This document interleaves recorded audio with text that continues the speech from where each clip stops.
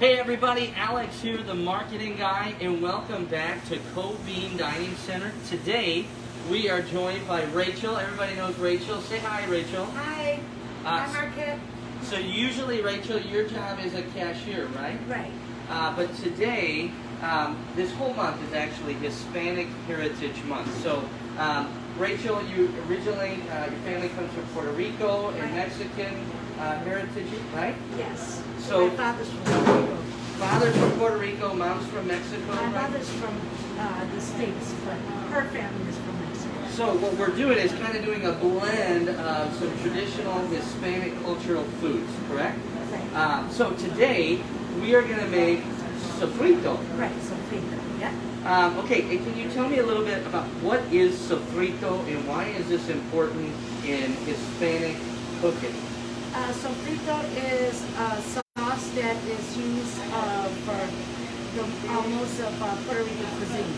And so you have to have it to cook Puerto Rican food. So this is essentially the base for all of their cooking in Puerto Rico. And it's actually a fairly easy thing to make. Oh, yes. And we're going to bring that to you today. So this is a special Taste of Marquette today. Again, Hispanic Heritage Month. With Rachel, we're going to make sofrito. And later this week, we're going to be joined by Rachel's brother over in Marquette Place, and we're going to cook with that sofrito as well. But we're going to do that edition.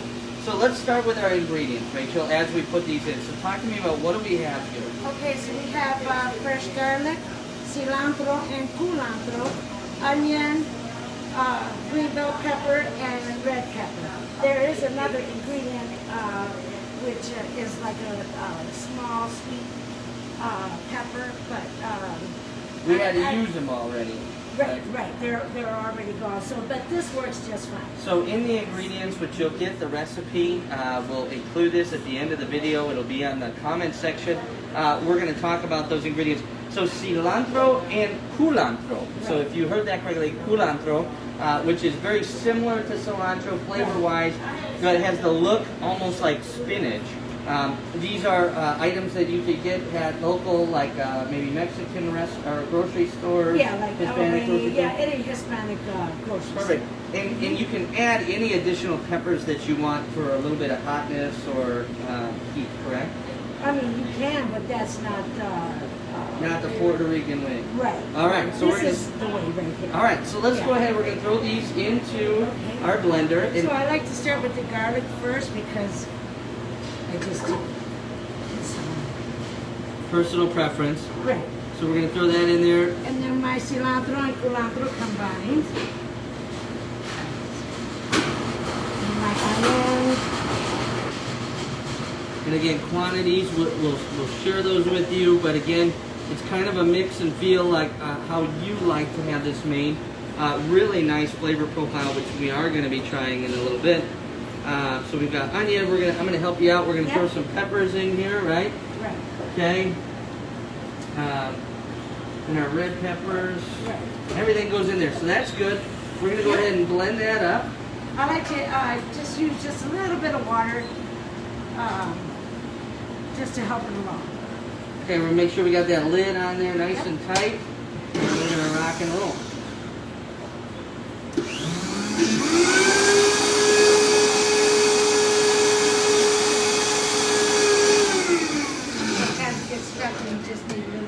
A little bit of water. There we go. And if that doesn't work, you shake it up a little bit. Now this is an industrial size blender. Yeah. This one's really going. Here we go. And we're off like a herd of turtles. So how long are we going to blend this for? That's not the color that it should be. It should be this color. Okay, and So we're going to we're show you just that. doing this right now as an example as to what the ingredients are. Right. But that's not the color it should So be. we're going to show you what this color looks. Now what our next step will be, we're going to go cook this off, right? Right. So come over here. So we're going to put this in here. We've already oiled and heated this pot, so this is going to be pretty hot.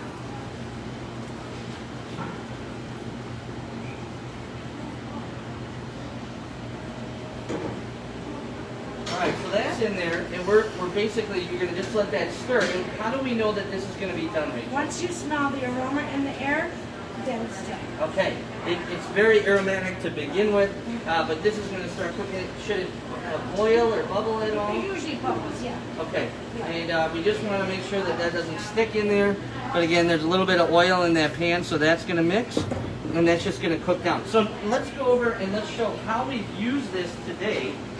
So go ahead, Rachel. At Cobine today, come on down. Rachel is doing her cooking. And what did we made here today? So we made arroz con gandules, and I put some sausage in there. You can put whatever type of pork meat you want. The traditional way is like pork roast, like little chunks of pork roast, or ham, jamon. But you know, you put what you want, any type of pork. And I, a few years back, tried andouille sausage, and I loved it. So I've been doing it with the andouille sausage. I love how it flavors the rice. Right. So it's in comparison to the others. And I'm glad Chris is in here. Chris made the plantains today. These are fried plantains. Right. She loves being on camera. Yes. So, yeah. So, all right. So here's what we're gonna do. We're gonna put this together real quick. We're gonna plate this up. We're gonna start with our arroz con dulces, and then talk to me, Rachel, a little bit about this. This is a steak and onion. It's called beef steak. Okay. Yeah, and with onions, and which is made with olive oil and vinegar, and you just marinate it overnight, and then you cook it the next day. What are we marinating this in? In olive oil and white vinegar. Okay. That's a traditional way. And then where does the sofrito come into the mix? Well, in order to make arroz con gandules, you have to use sofrito. Okay. So I did use a little bit of the sofrito to enhance the flavor of the meat as well. Okay, so what we've done then is basically you incorporated that into your rice and beans, and then also into the beef. So let's go back over here and let's take a look at that finished product on the sofrito that's been cooking. This is basically what it's going to turn out to look like, right, Rachel? Right. This is the way it's supposed to look, and the color. We needed more cilantro and culantro.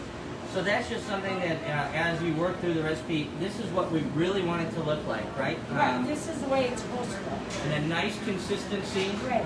So it kind of just falls out. Now, I'm going to try this, if that's all right. Yeah, it's usually just, well, you can try it, sure. It's just blended vegetables. Very good, very simple. It's a really kind of a blended down, kind of any kind of pico or salsa verde, if you will. Again, it's kind of a mild in flavor, or in spice rather, but it has a lot of great flavors in it. Now, if I wanted, I could just add a little bit of this to this dish. I mean, you can. You know, I've never seen it done, but I mean, you know, there's a first time for everything. Right, so we can basically just add that right on the plate if we wanted to, Yeah. and then finish it up just like this. So that's essentially how we're going to do it. That is a very easy recipe that you guys can do at home. And for Hispanic Heritage Month, bring some sofrito home back with you and cook some really good dishes.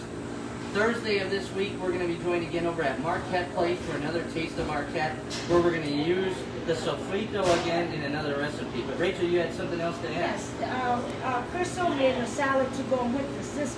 This is all traditional, and there's a salad that also goes with this if you want to show that. Yeah, we'll grab one of those. It's right in here. We got one of these salads over here. Yeah, already made up. It's a lettuce, tomato, cucumber, and avocado salad with the oil and a white vinegar. Crystal, where's the salads? It's an oil and white vinegar dressing with light salt. So just very simple salad, but this is what you would get today if you come down to Cobine. Yeah. So simple salad that goes right along with this. Yeah. So, Yeah. all right, well, we want to thank Rachel today for joining us in the Cobine kitchen for another episode of Taste of Marquette. We look forward to seeing you again later this week where we work more with this sofrito. Make sure you make some at home and send us your pictures. We'd love to see you. Have a great day, everybody. Thank you. Bye.